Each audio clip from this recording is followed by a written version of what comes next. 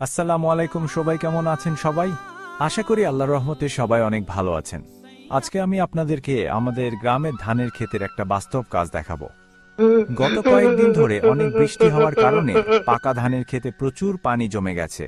এত বেশি পানি জমে থাকলে ধানের অনেক ক্ষতি হয়ে যায়। অন্য ক্ষেতে বের করে দেওয়ার জন্য আজকে আমি মাঠে কাজ করতে নামছি।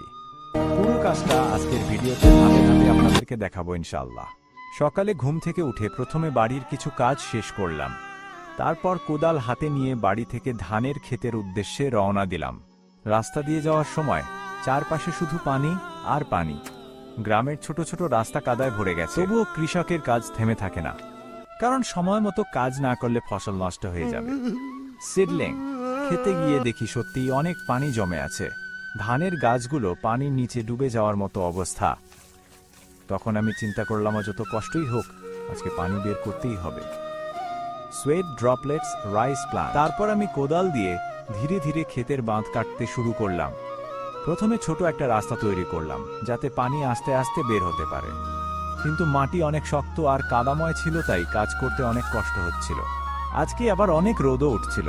মাথার উপরে গরম রোদ, নিচে কাদা আর পানি, সব মিলিয়ে কাজ করা কঠিন হয়ে গিয়েছিল। তবুও আমি কাজ বন্ধ করি, কারণ একজন কৃষক জানে পরিশ্রম ছাড়া সফলতা আসে না। এক এক করে আমি ড্রেনগুলো কেটে দিলাম। একজন কৃষকের জীবন বাইরে থেকে যত সহজ মনে হয়, আসলে তত সহজ না। প্রতিদিন রোদ, বৃষ্টি, কাদা আর কঠোর পরিশ্রমের মধ্য দিয়ে আমাদের কাজ করতে হয়, কিন্তু এই কষ্টের ফলেই মানুষের ঘরে ভাত পৌঁছে যায়। তাই কৃষকের পরিশ্রমকে সবাই সম্মান করবেন। আজকের ভিডিও যদি আপনাদের